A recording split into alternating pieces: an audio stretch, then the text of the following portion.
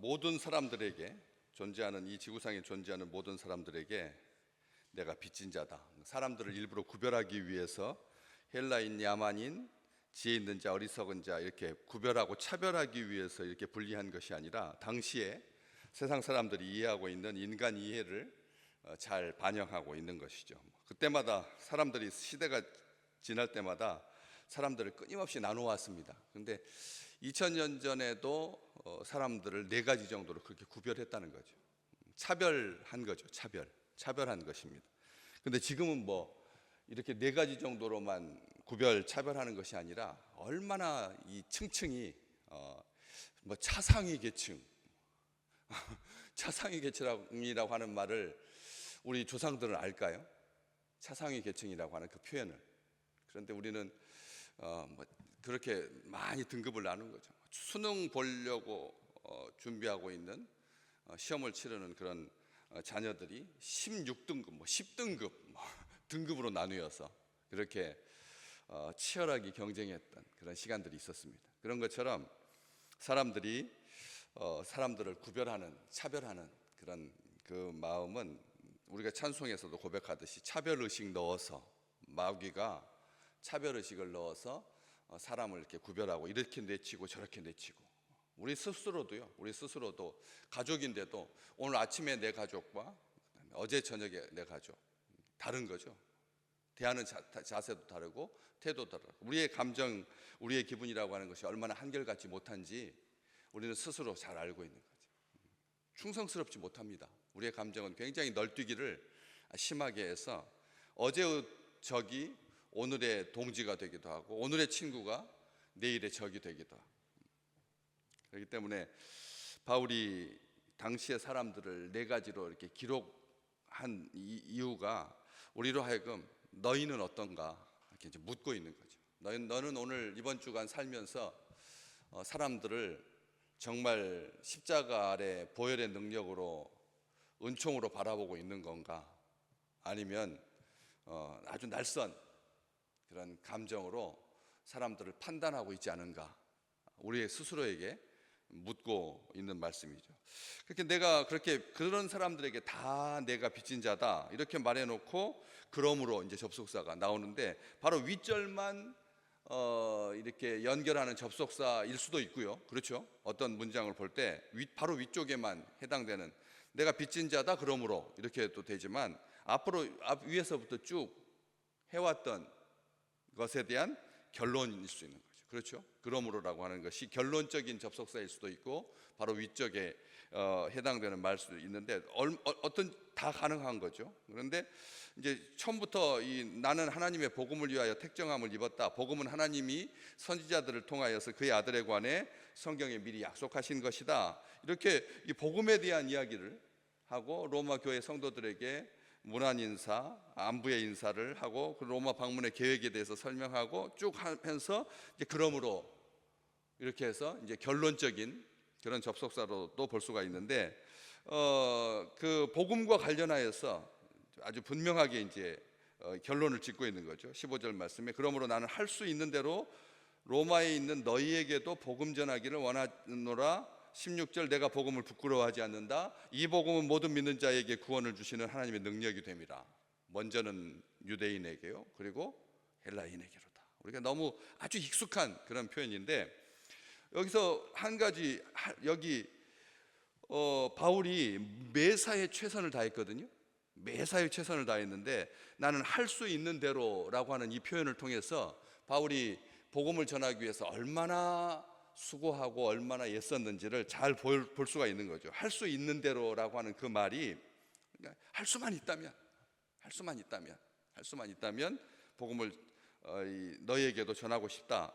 그런데 상황이 허락되는 대로 이제 할 수만 있다라고 하는 말이 조금 잘못 해석하면 할 수 있는 대로라고 하는 말이 우리가 할 수 있다라고 하는 그 말에 비해서 굉장히 강도가 조금 약간 떨어지는 듯한 느낌이 드는 거죠. 우리 생각에는 성에 안 찰 수가 있다는 겁니다. 무슨 일을 할 때 최선을 다했다라고 하는 말을 좋아하지, 할 수만 있는 대로라고 말하면 그러면 상황이 변하거나 상황이 협조해 주지 않으면 복음을 안 전했다는 말인가?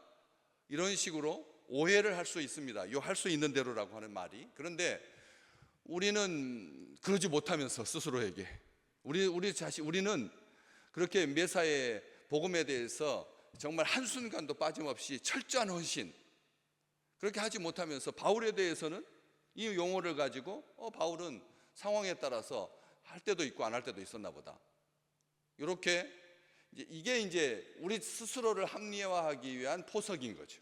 우리 스스로를 합리화한 포석인 겁니다. 우리가 피곤해서 아니면 기분이 상해서 복음에 대해서 한결같이 못했다라고 하는 그런 평가를 받지 안 하려고, 자기 스스로 자책하지 않으려고 이런 말을 그런 식으로 이제 해석하려고 하는 경향들이 있는 거죠. 우리 스스로 이 말 그냥 문자 그대로 보자면, 나는 할 수 있는 대로 로마에 있는 너희에게도 복음 전하기를 원한다라고 하는 그 말이 내가 자기 스스로에 대해서 최선을 다하지 못했을 때 방패막이로 쓰려고 하는 그런 경향들이 있다는 거죠.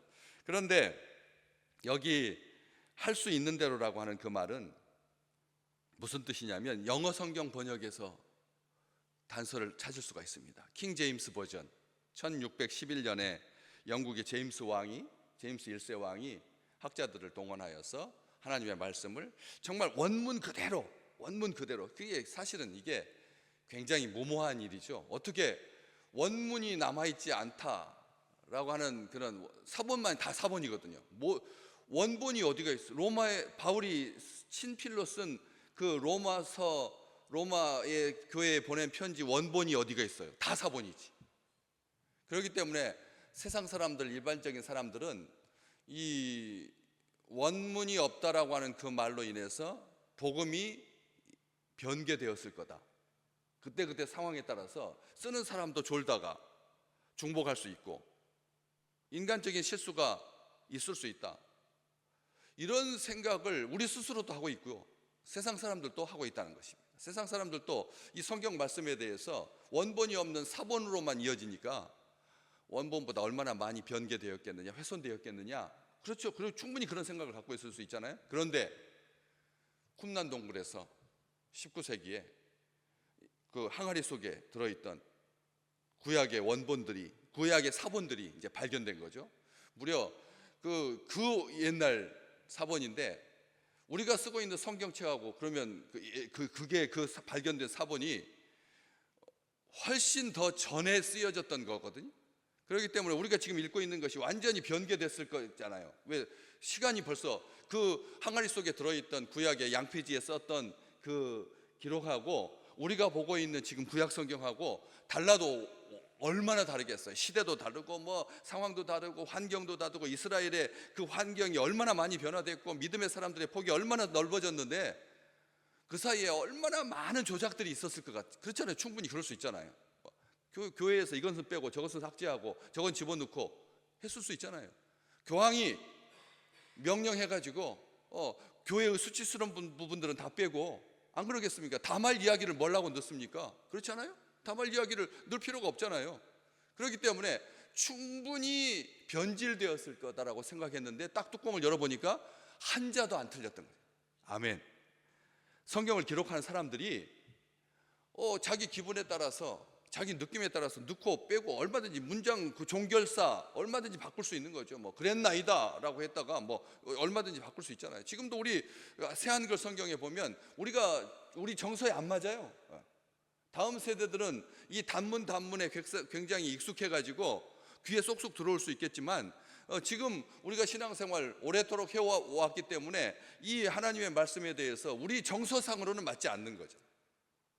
그렇게 시대를 따라서 이렇게 변해왔을 거라고 생각했었는데 딱 보니까 거의 원문하고 지금 그 옛날 거하고 다 사본 대 사본이긴 하지만 똑같았다라고 하는 것이죠. 그렇기 때문에 이 킹 제임스 1세가 영국의 왕인데 지금으로부터 500년 전이잖아요. 거의 한 1611년이니까 그때 번역한 책을 사람들이 아주 애지중지합니다. 그냥 최대한 원문 그대로 직역했다라고 생각하니까. 그래서 굉장히 하는데 거기에 이 부분 내가 할 수 있는 대로 로마에 있는 너희에게도 복음 전하기를 원한다라고 하는 말이 어떻게 되어 있느냐면 내 안에 있는 분량대로 이렇게 되어 있습니다. 한번 따라서 해볼래요? 내 안에 있는 분량대로. 내 안에 있는 분량대로 할 수만 있다면이 내 안에 있는 분량대로 로마에 있는 너희에게도 복음 전하기를 원한다. 이게 무슨 말일까요? 내 안에 있는 분량. 예. 내 안에 있는 분량대로라고 하는 말은 최선을 다했다라고 하는 장로님 말씀하시는데, 내 안에 있는 분량이라고 하는 말은 내 있는 걸 다 쏟아서, 내 안에 있는 분량대로라고 하는 말은 내 안에 있는 역량을 다 쏟아서라고 하는 것이 1차적으로 딱 맞는 해석입니다. 맞는 말인데, 그 뜻은, 진정한 뜻은 뭐냐면 내 안에 있는 믿음의 분량대로예요. 내 안에 있는 믿음의 분량대로. 보세요. 한번 생각해 보십시오. 행함은 믿음의 분량대로 역사합니다.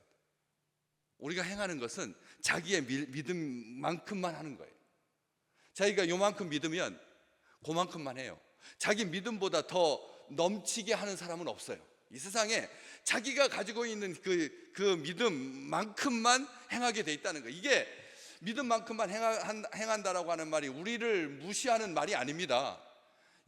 그게 다입니다. 우리가 행하는 것은 믿음의 분량대로인 거죠. 믿음의 분량대로 행할 뿐입니다. 그러니까 우리 주님께서 그것을 귀하게 여기는 거죠. 너희 믿음이 겨자씨알 만한 믿음이라고 우리 주님이 말씀하셨잖아요.